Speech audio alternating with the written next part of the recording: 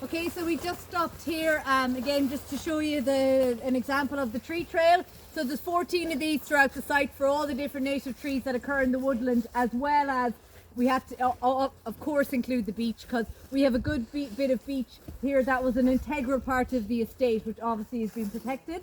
And also you might have noticed when you came in to the start of Cloonamahon on the left, there was there's a beautiful arbutus tree there, the strawberry tree that was planted by the minister when she turned the sod. So we put one in there as well. And just so people know that arbutus, or the strawberry tree, is a native Irish tree. It's generally known as a Mediterranean tree, but it is native to Ireland, and it's only found in 2 areas in Ireland, in Sligo and in Kerry.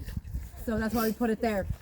On the tree trails here, we have just a bit of information. So we have the English name, Scots pine, the Irish name, Pene albanoch, and the Latin or the botanical name, Pinus sylvestris.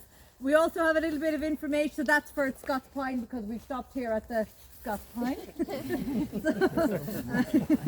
And on each of them we have a bit of information about the tree, where it likes to grow, you know, what its normal and historical uses would have been, timber wise, or otherwise, if there's any historical, cultural or mythological significance associated with it, any little nuggets of information. We also have as well on each of them the leaf. These will always be situated where the trees are located. So where you find one of these, there should be a number of those trees to make it easy for you to identify them. We'll have the leaf. In this case, it's the needles and the cone for the Scots pine.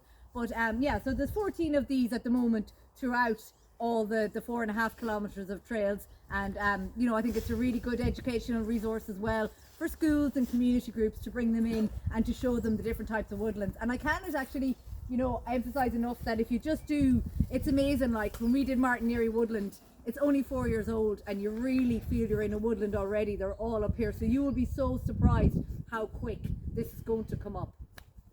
And just to mention there, that's Durla again behind you, so that's where roughly where Paul is standing there, or Martin. We intend to have a bridge going across there with access to the forestry that Marina was talking about earlier, all the experimental plots, so that'll be open to everyone. Model forest. Model forest, excuse me. Terminology, right? So one of the reasons I stopped here is a lot of people ask about maintenance. I mean, it's, you know, you've heard it once, you've heard it 20 times, 100,000 trees. It's a huge undertaking on a site like this. And in relation to maintenance, we feel that the first year is crucial. If we can get the trees started in the first year, a little bit of a head start while they're getting their roots in, then the work will be minimal going forward from that. You know, maybe some people don't do as much work in the first years, and then the trees get away from you. So from the get-go, we've had our team in here. So what's happened here is grass cleaning, where people just basically are tramping down around the tree. And then there was one guy spot spraying, Frank, that I mentioned earlier in the presentation. He's the only person that's spot spraying here, because obviously the trees are very vulnerable to spray to. With a knapsack, a very small targeted area around the more vulnerable trees. And we feel that the trees that have got this is all the spraying this site's going to need. So when you think of taking it out potentially of agriculture and then putting it into this, it's very much the lesser of two evils, just to get the trees away this year. And we would hope from now on just to be basically doing cleaning from now. But even as you walk down, and you can look at that field behind you there, you can actually see nearly all the trees from here. That's the height of the rush in that tree. It doesn't get higher than that, or it's not really going to get higher than that. So yes, it might need a bit of a walk through, but in general, large areas of this site are already established because we've been on it from the start. And I'm sure there'll be some areas, you know, which will need more work further on than others. But in general, it's a good start. The trees have had a great hit rate, and very few actually have failed. All right. Plant any holly? Yes, you'll see some fodder up as well. Slow grower? Oh yes, but like some of the species, so holly would come in as a minor species up on it's in the scenario 3 anyway. I think it's actually also in the scenario 5. And it wasn't easy to get that many this year. I think there was about maybe 400 went in, and they're in groups, and they're towards potted. the edge. They're small because they're potted plants. Yeah, they're potted plants. The only ones that we planted here that came in the pot.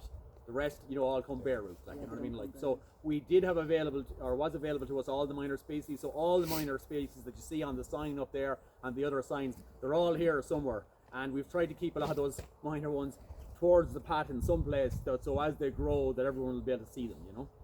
And it's only really the grass that's really a threat to the young trees. Where the rushes are, the rush will stay upright all year round. So you've seen, somebody asked me this question earlier, Colin showed you why we invert mounded here, because it gives the tree a free planting position in year one. It gives it clear soil, excellent for rooting depth and all that. Just loosens the soil a bit and gives them the height and a bit of the head start on the surrounding vegetation. Yeah. You know, it's crucial. And all right, Alan.